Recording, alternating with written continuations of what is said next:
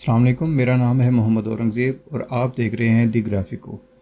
आज के इस लेसन में हम देखेंगे कि जब कोरल ड्रा में न्यू डॉक्यूमेंट क्रिएट किया जाता है तो उसके लिए कौन सी सेटिंग्स हमें करना चाहिए, किस मकसद के लिए कौन सी सेटिंग्स ज़रूरी होती हैं।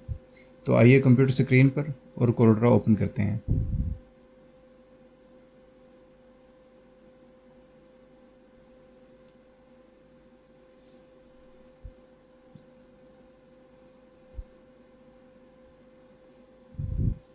जी दोस्तों, आप देख रहे हैं कि कोरल ड्रा का जो इंटरफेस है वो ओपन हो चुका है। अब हम जाएंगे सीधा न्यू डॉक्यूमेंट पे। जैसे ही हम इसके ऊपर क्लिक करेंगे एक नई विंडो ओपन होगी और इसमें काफ़ी सारी नई नई तरह की सेटिंग्स हैं। इसे देख के आपने परेशान नहीं होना, ये बहुत आसान है और मुख्तलिफ़ मकासद के लिए यूज़ की जाती हैं। जैसा कि अगर आप यहाँ पे देखें प्रीसेट्स में, ये सारे प्रीसेट्स दिए हुए हैं। ये पेज साइज़ हैं मुख्तलिफ़ जगहों पे यूज़ करने के लिए। Legal letter, A4 size, business card, जो भी आपने बनाना हो इसमें सारे साइज़ ऑलरेडी सेव हैं। आईफोन के आपने अगर कोई आइकन या थीम्स वगैरह डिज़ाइन करनी है, सोशल मीडिया पोस्ट डिज़ाइन करनी है, फेसबुक के कवर डिज़ाइन करने, ये सारा कुछ इसमें दस्तयाब है। अगर इसके अलावा आप खुद करना चाहते हैं, कोई नया कस्टम साइज़ देना चाहते हैं, तो उसकी सेटिंग्स यहाँ पे आपको मिल जाएंगी। सबसे पहले इसमें नेम आ जाएगा कि हम अपने प्रोजेक्ट को क्या नेम देते हैं। तो इसके लिए आप लिख सकते हैं कुछ भी, जो भी आप जिस भी मकसद के लिए इसे यूज़ कर रहे हैं। हम लिख लें कोरल ड्रा न्यू डॉक्यूमेंट। ये सिर्फ एक डमी टेक्स्ट के तौर पे इस्तेमाल करेंगे, ठीक है। आगे आ जाएगा नंबर ऑफ़ पेजेस कि आपका जो डिज़ाइन है उसमें कितने आपको पेजेस चाहिए। सपोज़ करें आप कोई प्रोफाइल, कंपनी प्रोफाइल डिज़ाइन कर रहे हैं या कोई प्रेजेंटेशन डिज़ाइन कर रहे हैं जिसमें एक से ज़्यादा पेजेस आपको चाहिए, तो आप अपनी मर्ज़ी के हिसाब से इसे बढ़ा सकते हैं। फ़िलहाल मैं इसे एक रख रहा हूँ। आगे आ जाता है पेज व्यू कि आपने पेज व्यू किस किस्म का रखना है। ये पहला जो है इसका मतलब ये है कि ये सिंगल पेज व्यू, और दूसरा जो है ये मल्टीपल पेज व्यू, यानी कि जो आपकी स्क्रीन पर वो सारे पेज एक ही दफ़ा में शो होते रहें या अगले पेज पर आप जाएं तो आपको नेक्स्ट पेज शो हुआ करे, ठीक है। उसे अगला हम प्राइमरी कलर मोड देखेंगे। ये याद रखें, ये बहुत ज़रूरी है जब भी आप डिज़ाइन करते हैं उसके लिए। यानी कि आप अगर डिज़ाइन कर रहे हैं कोई प्रिंट होने वाली चीज़, कोई भी चीज़ जो प्रिंट होने वाली है, जैसा कि कोई ब्रोशर है, कोई बिज़नेस कार्ड है, तो हम उसे रखेंगे CMYK में, क्योंकि प्रिंटिंग के जितने भी प्रिंटर्स हैं, प्रिंटिंग कंपनीज़ हैं, वो CMYK को प्रेफर करती हैं प्रिंटिंग के हवाले से। और अगर आप देखें कि आपका डिज़ाइन सिर्फ सोशल मीडिया पोस्ट है या स्क्रीन पे ऑन स्क्रीन चलने वाला है, यानी जैसे कोई फेसबुक, इंस्टाग्राम की पोस्ट है, रील है, तो आप उसे RGB सेलेक्ट करेंगे। फ़िलहाल मैं इसे CMYK ही रहने देता हूँ क्योंकि हम शायद इसे प्रिंट करके भी देखें टेस्ट के लिए। आगे आ जाएं तो ये डायमेंशंस आपको शो करता है कि आपने किस साइज़ में अपना डिज़ाइन रखना है, ठीक है। तो ये फ़िलहाल जो है ये लेटर साइज़ है, हम इसे यही रहने देते हैं, लेकिन आप इसे चेंज कर सकते हैं। यहाँ पे इसका यूनिट दिया गया है कि आप इंचेस में, मिलीमीटर्स में, पिक्सल्स में, जिस मर्ज़ी में इसे चाहें आप इसे ले सकते हैं, ठीक है। आगे देखें तो आपको रेजोल्यूशन नज़र आएगी। ये बाय डिफ़ॉल्ट 300 होती है जो प्रिंटिंग के लिए बेहतरीन होती है, लेकिन अगर आप RGB पे जाते हैं तो आपको रेजोल्यूशन सेट करने की ज़रूरत पड़ेगी। लेकिन हम अभी CMYK में हैं तो इसे 300 DPI रहने देते हैं, जो कि बेहतरीन है प्रिंटिंग के लिए। एडवांस सेटिंग में अगर हम जाते हैं तो इसमें कुछ ज़्यादा एडवांस आपके पास कलर प्रोफाइल्स आती हैं। ये जब हम पैकेजिंग डिज़ाइन करेंगे कोरल ड्रा में तो तब ये यूज़ होंगी इंशाल्लाह, वो भी आपको आगे चल के बताएंगे, ठीक है। हमारे पेज की सेटिंग्स हो गई हैं, अब हम करेंगे ओके। जैसे ही करेंगे तो हमारे पास ये एक न्यू डॉक्यूमेंट जो है वो बना हुआ आ जाएगा, ठीक है। सबसे पहले हम देखेंगे कि ये जो आपको बार नज़र आ रही है इसे कहते हैं मेन्यू बार।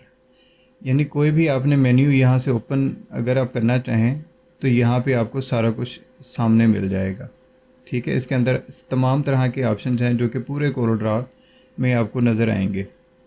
इसके नीचे अगर आप आ जाएं तो ये है कमांड बार।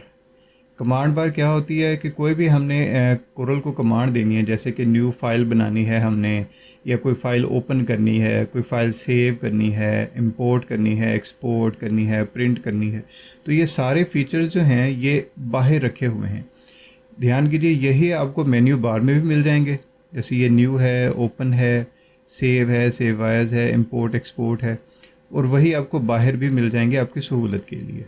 ठीक है, उसे अगर हम नीचे आएंगे तो ये हमारी आ जाती है प्रॉपर्टीज़ बार, कि हम जिस चीज़ पे काम कर रहे हैं तो उसकी प्रॉपर्टीज़, उसकी खसूसियात क्या हैं।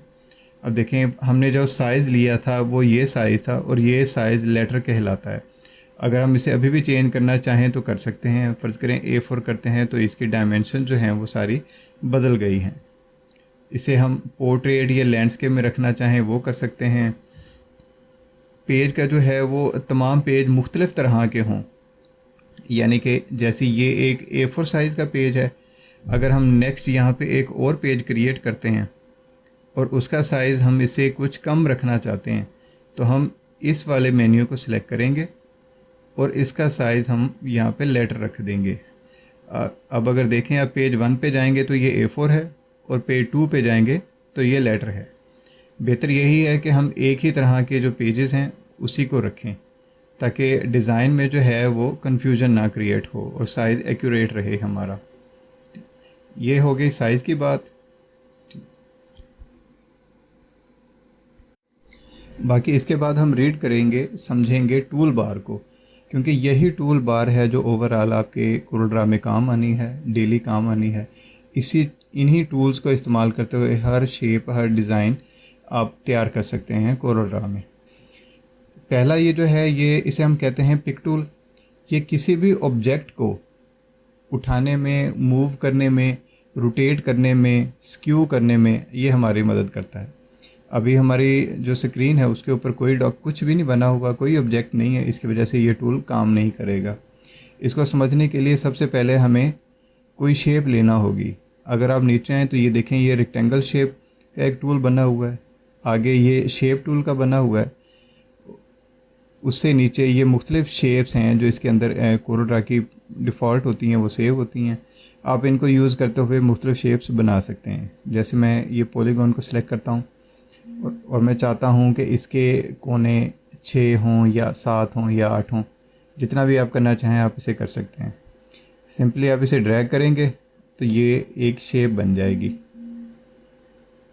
ठीक है, अब हम पिक टूल पर अगर आएँ, इसे सिलेक्ट करेंगे तो हम इस शेप को मूव कर सकते हैं इजीली, जहाँ मर्ज़ी चाहें मूव कर सकते हैं। इसे कलर करना चाहें तो भी कर सकते हैं, यानी कि अगर इसे हम कोई कलर देते हैं तो ये देखें, इसे सिलेक्ट करना ज़रूरी है, उसके बाद हम इसे कलर दे सकते हैं। ये कलर बार है। ये कलर का जो कॉलम है ये CMYK में ही है। आप इसे, ये CMYK कलर बार है, और इसमें और भी मुख्तलिफ़ तरह के कलर्स बार्स होते हैं, जो कि आप विंडोज़ में जाएं, कलर पैलेट्स में जाएं, और यहाँ पे आप देखें कि डिफ़ॉल्ट पैलेट है, डॉक्यूमेंट पैलेट है, और इसके अलावा और भी बहुत हैं। अगर हम पैलेट्स पे क्लिक करें तो ये सारी सामने आ जाएंगी। ये देखें, हम फ़िलहाल अभी CMYK पे काम कर रहे हैं, तो ये CMYK ठीक है। और इसके साथ ही मैंने नेम लिया है डॉक्यूमेंट कलर पैलेट का। ये जो आप नीचे कलर पैलेट देख रहे हैं, ये डॉक्यूमेंट कलर पैलेट है, यानी वो कलर्स जो हम अपने डिज़ाइन में यूज़ करते हैं वो यहाँ पे सेव होते रहते हैं, ताकि हमें उन्हें दोबारा ढूंढने में परेशानी का सामना ना करना पड़े। उम्मीद है इसकी आपको समझ आ गई होगी। अब आपको थोड़ा मज़ीद समझाने के लिए शेप्स को मैं यहाँ पे एक रेक्टेंगल लेता हूँ।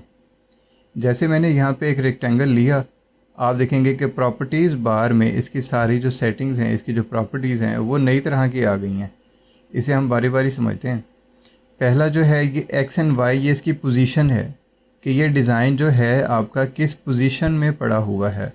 यानी अगर आप इसे मूव करना चाहें, यहाँ पे जैसे 90 लिखा है, मैं 1 लिख लेता हूँ, 198, तो ये यहाँ से मूव हो जाएगा। लेकिन हम इसे वापस वहीं पे ले जाते हैं, ये वापस आ गया।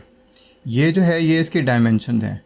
कि इसकी विड्थ कितनी है, हाइट कितनी है। इसे आप चेंज कर सकते हैं अपनी मर्ज़ी के हिसाब से। ठीक है, ये सामने इसके सामने आ जाएगा रोटेशन, कि आपने इसे किस हद तक रोटेट करना चाहते हैं। तो कोई भी डिग्री लिख सकते हैं या कोई भी नंबर लिख सकते हैं, ये उस नंबर पे रोटेट हो जाएगा। उसके अलावा इसे आप आगे देखें तो ये फ्लिप का ऑप्शन है, ये हॉरिजेंटली फ्लिप कर देगा। ये देखें, ये अभी एक जैसी शेप है और इसमें कोई फ़र्क नहीं है, एक स्क्वायर है किस्म का खाली, इसलिए हमें ये फ्लिप होता नज़र आएगा नहीं। ठीक है, नहीं तो ये वैसे फ्लिप आपको हॉरिजेंटली करेगा और ये वर्टिकली फ्लिप कर देगा।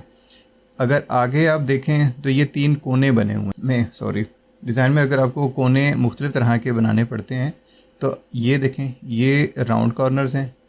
ठीक है, और ये जो है स्कैलप्ड कॉर्नर्स हैं और ये जो हैं ये शैम्फर्ड कॉर्नर्स हैं। ठीक है, हम इस पे जाते हैं पहले राउंड पे, और यहाँ पे आप इसकी देखें ये चारों कोने बने हुए हैं। ये इनकी वैल्यू सेलेक्ट करने का तरीका है। ठीक है, आप इस पे यहाँ पे एरो करें और देखेंगे कि डिज़ाइन जो है हमारा जो शेप है वो किनारों से गोल होना शुरू हो गई है। इसे बदलने का एक और तरीका भी है कि जहाँ पे पिक टूल देखा हमने उससे नीचे आ जाएगा डायरेक्ट सिलेक्शन टूल, यानी कि शेप टूल।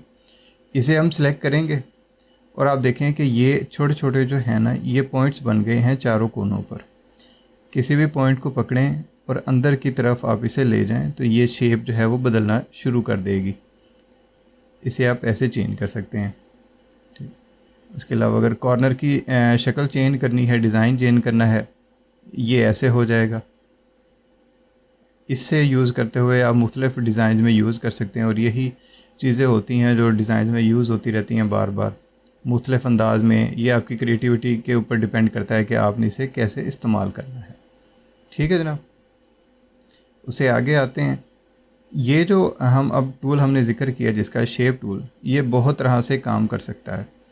फ़र्ज़ करें अब इसे हमने सेलेक्ट किया, फ़िलहाल तो हम इसे सिर्फ इसके कोने बदल सकते हैं, लेकिन अगर हम चाहें कि हम इस शेप को बिल्कुल अपनी मर्ज़ी से इस्तेमाल करना चाहें तो वो कैसे कर सकते हैं।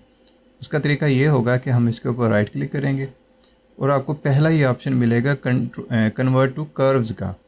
इससे क्या होगा कि जैसे हम इसके ऊपर क्लिक करेंगे, ये शेप पहले जो एक मुस्ततील इसकी ख्वास थे वो एक मुस्ततील के थे, लेकिन अब ये एक शेप है जिसे हम अपनी मर्ज़ी से जैसे मर्ज़ी चाहें तब्दील कर सकते हैं। ये देखें, आप किसी भी नोड को पकड़ें और उसे मूव कर सकते हैं जहां आपको दिल करे।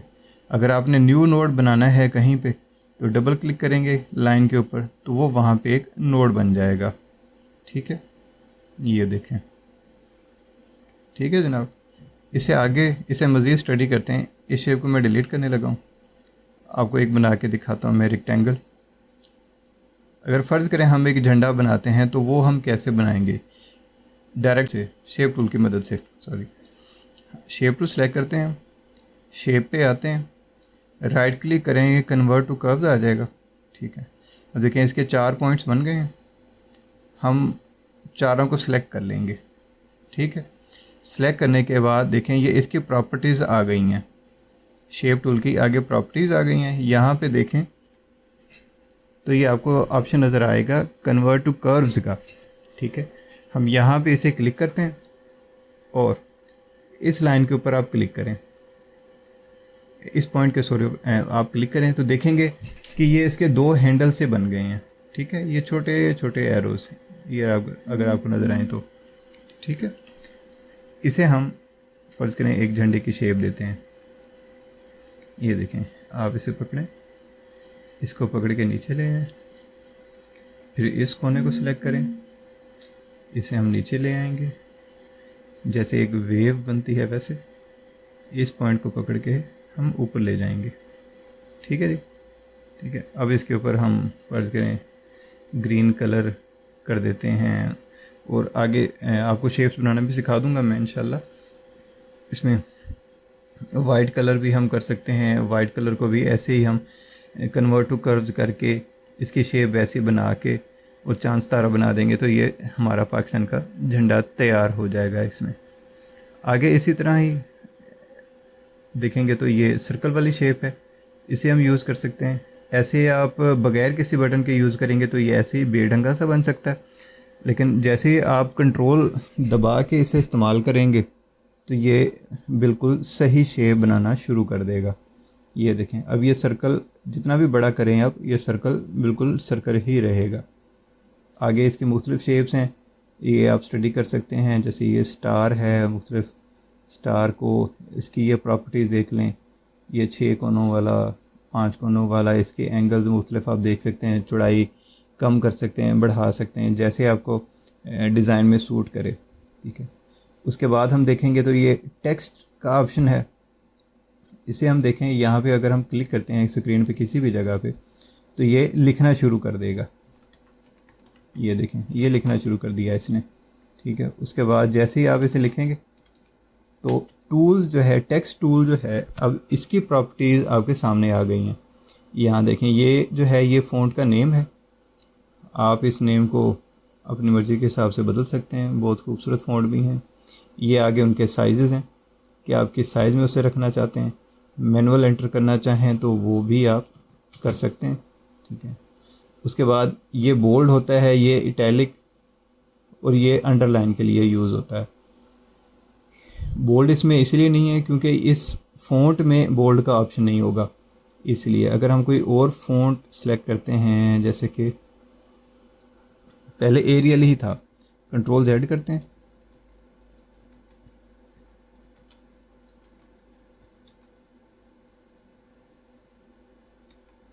ये देखें ये एरियल आ गया।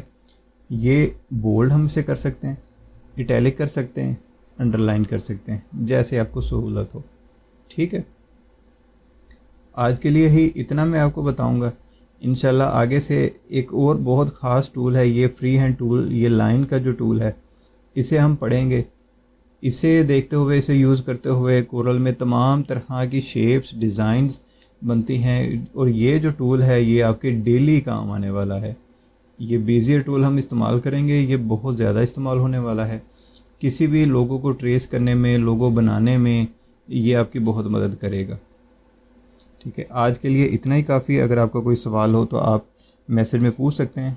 अल्लाह हाफ़िज़।